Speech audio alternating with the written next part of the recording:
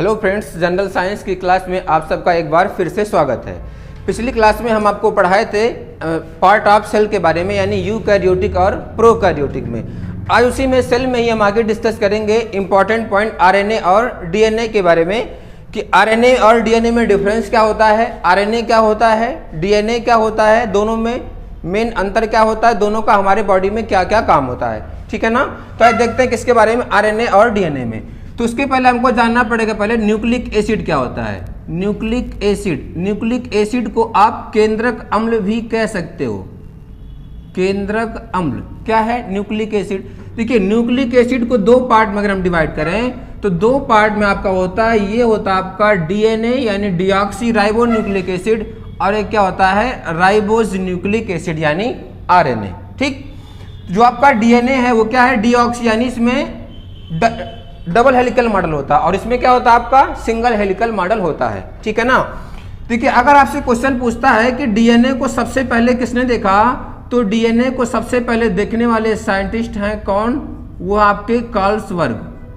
Point को ध्यान में रखिएगा, इसमें अलग अलग पॉइंट बनता है। पहले कौन देखा, खोजकर्ता कौन है, तो डीएनए को सबसे पहले किसने देखा था?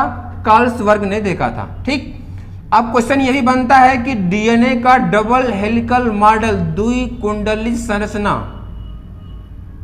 इसका डबल हेलिकल या डबल हेलिक्स, हाँ सही है, डबल हेलिक्स मॉडल यानी द्विकुंडली संरचना। तो ये साइंटिस्ट कौन दिए थे आपके? ये दिए थे वाटसन योम क्रिक। वाटसन योम क्रिक ने क्या दिया था? डीएनए के द्विकुंडली संरचना के बारे में। कब दिया था? सन का ध्यान रखिएगा, तो ये सन था आपका 1953। इसी के लिए ही इनको नोबेल प्राइज मिला था। कब? 1962 में। तो ये क्वेश्चन पूछता है, कंफ्यूज नहीं होइएगा, क्वेश्चन पूछता है कि किस सन में दिया? 1953। इनको नोबेल प्राइज कब मिला था? 1962 में मिला था। ठीक, अगर पूछता है कि डीएनए का पहली बार प्रयोगशाला में संश्लेषण किसने किया, तो प्रयोगशाला में किए थे आपके हरगोविंद खुराना। कौन किए थे? ये आपके भारतीय वैज्ञानिक थे हरगोविंद खुराना। इन्होंने डीएनए का पहली बार प्रयोगशाला में क्या किया था? संश्लेषण किया था। तो सारे पॉइंट को ध्यान दीजिएगा। पहली बार कौन देखा?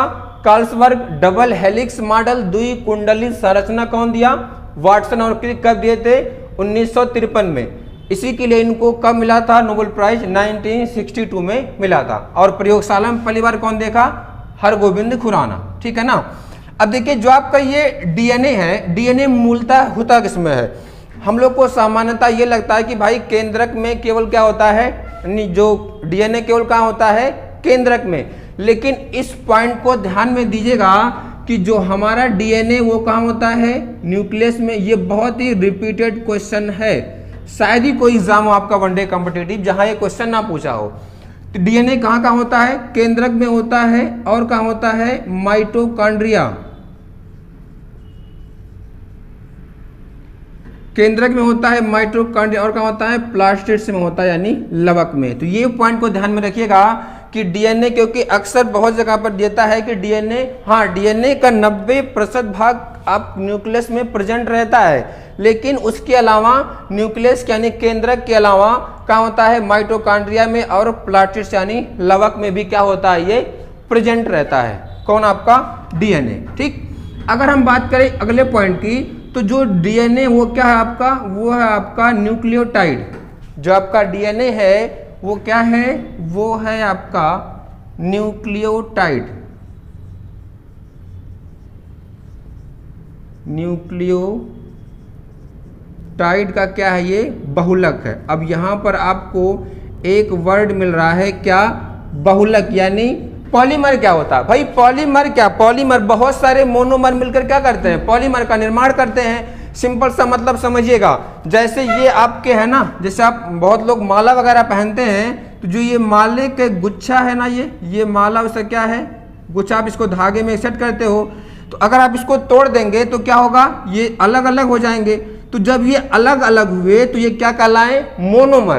क्या हुए? ये मोनोमर। और जब आप इनको क्या किए? एक माले में पिरो, यानी एक गुच्छे सेट कर दिए गुच्छे में, यानी उनको अरेंज कर दिए, तो वही क्या कहलाता है, बहुलक कहलाता है। ठीक है ना, यानी सिंपल सा डिफिनीशन क्या है कि बहुत सारे मोनोमर मिलकर क्या करते हैं, पॉलीमर का निर्माण करते हैं। ठीक है ना, क्या करते हैं, पॉलीमर का निर्माण। तो ये कहा पॉइंट आपने कि ये क्या है, पॉलीन्यूक्लियोटाइड का क्या है, बहुलक है। अब देखिए पॉलीन्यूक्लियोटाइड की अगर हम बात करें तो जो पॉलीन्यूक्लियोटाइड है उसमें क्या होता है आपका, जो आपका न्यूक्लियोटाइड है ना, इस न्यूक्लियोटाइड में क्या होता है, राइबोज यानी शर्करा, शुगर, और क्या होगा, नाइट्रोजन बेस, नाइट्रोजन क्षार, और क्या होता है, फॉस्फेट। एक पॉइंट ध्यान में रखिएगा, क्वेश्चन पूछता है कि डीएनए में कौन सा तत्व पाया जाता है, तो अक्सर लोग क्या करते हैं जल्दीबाजी में नाइट्रोजन टिक करते हैं, लेकिन नहीं, ये नाइट्रोजन बेस है ना, नाइट्रोजन क्षार मेन क्या होता था, तो इसमें फॉस्फेट, तो इसको NSP कर सकते हो आप। N मतलब नाइट्रोजन, S क्या है आपका शुगर, और ये क्या है P फॉस्फेट, NSP किसमें होता है, न्यूक्लियोटाइड में, है ना। तो क्या है, शर्करा होता है, नाइट्रोजन क्षार, और क्या है, फॉस्फेट। तो ध्यान में दीजिएगा, क्वेश्चन पूछता है कि डीएनए में कौन सा तत्व पाया जाता है, तो आपका आंसर क्या होता है, फॉस्फेट, ना कि नाइट्रोजन। और जो आपका ये नाइट्रोजन बेस है ना, ये भी फिर दो पार्ट में टूटता है, एक होता है आपका प्यूरिन, एक होता है पाइरेडेमिन। जो आपका नाइट्रोजन बेस है ये दो पार्ट टूटा, किसमें, प्यूरिन में और पाइरेडेमिन में। यहीं से क्वेश्चन बहुत पूछता है ना कि एडेनिन कौन सा है, ग्वानिन कौन सा है, साइटोसिन किस में होता है, और थायमिन किस में है। ठीक है ना, इस पॉइंट को देखेगा। तो प्यूरिन में आपका होता है, देखिए इसको थोड़ा सा ट्रिक से याद करेंगे, AG यानी एडिनिन, जिसे क्या होगा आपका ग्वानिन। क्वेश्चन पूछता है, सीधा का सीधा क्वेश्चन पूछता है कि प्यूरिन में कौन सा बेस प्रेजेंट होता है, और इसमें क्या होगा आपका AG, से आप करेंगे क्या, TC, ये होगा आपका थायमिन,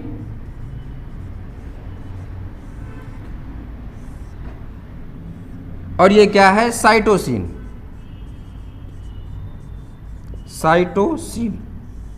तो पॉइंट को ध्यान में दीजिएगा क्या, कि जो आपका पॉलीन्यूक्लियोटाइड पॉलीमर है उसमें क्या होता है आपका, शुगर होगा, शर्करा होगा, नाइट्रोजन बेस होगा, और क्या होगा, फॉस्फेट तत्व प्रेजेंट होगा। ध्यान दीजिएगा, क्वेश्चन पूछता है इसमें कौन सा तत्व होता है, तो आपका फॉस्फेट। फिर क्या होगा, नाइट्रोजन बेस्ड होगा किसमें, प्यूरिन में और पाइरेडेमिन में।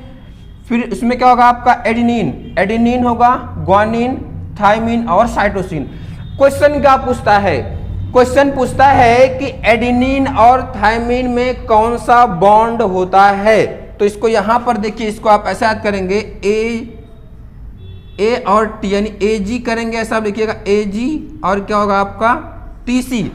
तो एडेनिन और थायमिन में कैसा होता है, डबल हाइड्रोजन बॉन्ड, और ग्वानिन और साइटोसिन में कैसा होता है, ट्रिपल हाइड्रोजन बॉन्ड क्या होता है, प्रेजेंट रहता है। यहीं से क्वेश्चन डिफरेंस करता है डीएनए और आरएनए का, कि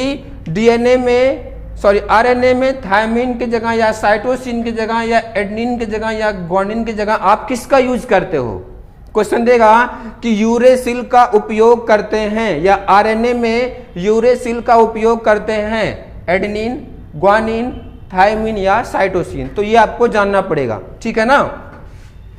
ये भी क्वेश्चन बनता है कि एडेनिन और थायमिन में कौन सा होता है, तो डबल हाइड्रोजन बॉन्ड AT, और ग्वानिन और साइटोसिन में कैसा होता है, ट्रिपल हाइड्रोजन बॉन्ड प्रेजेंट होता है। ठीक, अब देखिए अगर हम इसी में थोड़ा सा और आगे बढ़े, अगर हम इसमें आगे बढ़ते हैं तो पॉइंट ये भी बनता है कि ये जीन, एक वर्ड आपको मिलता है कि जीन क्या होता है ना। देखिए जैसे मान लीजिए आपने न्यूक्लियस है ना, आपका केंद्रक है ना, न्यूक्लियस में क्या होता है, क्रोमोसोम यानी गुणसूत्र। न्यूक्लियस में क्या होता है, गुणसूत्र। आप गुणसूत्र को तोड़ेंगे तो क्या मिलेगा आपको, DNA, और जब आप DNA को और तोड़ेंगे तो क्या मिलेगा आपको, जीन। क्वेश्चन पूछता है कि डीएनए के क्रियात्मक खंड को, फंक्शनल यूनिट को क्या कहते हैं? क्रियात्मक खंड को जीन कहते हैं। यही जो जीन है ना, यही हमारी आनुवांशिकता की क्या है? इकाई। क्वेश्चन कहता है कि आनुवांशिकता की इकाई क्या है? जीन। ऐसा नहीं कि आपको ऑप्शन में क्रोमोसोम भी देगा, डीएनए भी देगा, जीन भी देगा, एक ही कोई देगा, ठीक है ना। तो आनुवांशिक इकाई क्या आपकी? जीन है ना। तो आपने पॉइंट ये देखा कि जो नाइट्रोजन बेस है वो क्या होता है आपका? प्यूरिन और पायरिडिमिन। आपको इमेज में भी दिख रहा होगा कि प्यूरिन और पायरिडिमिन में क्या होता है? एडेनिन होता है, ग्वानिन होता है, थायमिन होता है और साइटोसिन होता है। जो एडेनिन होता है वो किससे जुड़ा होता है? थायमिन के साथ में, और ग्वानिन साइटोसिन के साथ में। आपको एक और चित्र के माध्यम से दिख रहा होगा कि जो न्यूक्लियस है, न्यूक्लियस में क्या होता है? क्रोमोसोम। फिर क्या होगा था आपका? डीएनए। और जो डीएनए का फंक्शनल यूनिट है वो क्या होता है आपको? जीन। इसीलिए क्वेश्चन कहता है कि आनुवांशिकता की इकाई क्या आपका? जीन है। क्रियात्मक खंड क्या आपकी? जीन होती है, ठीक है ना। इसमें आप देखिए पॉइंट ये भी बनता है कि डीएनए से आरएनए, अगर हम बात करें आरएनए क्या होता है, तो आरएनए क्या होता है? Ribose nucleic acid. क्या होता है ये? Ribose nucleic acid. ये कैसा होता है आपका? ये होता है सिंगल स्टैंडर्ड।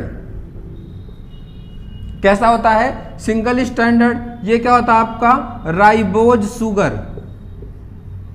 कैसा होता है? राइबोज शुगर, है ना। जो आरएनए है, आरएनए का प्रमुख काम क्या होता है? आरएनए का प्रमुख काम होता है प्रोटीन का क्या करना? निर्माण करना, ठीक। जो आपका आरएनए है यह मुख्यतः कितना होता है? आरएनए मुख्यतः होता है 3 प्रकार का। एक होता है एमआरएनए, एक होता है टीआरएनए, और एक क्या होता है आपका? आरआरएनए, यानी मैसेंजर आरएनए, ट्रांसफर आरएनए और राइबोज आरएनए। जो मैसेंजर आरएनए है यह हमारे भोजन के साथ आए आवश्यक अमीनो अम्ल का क्या करता है?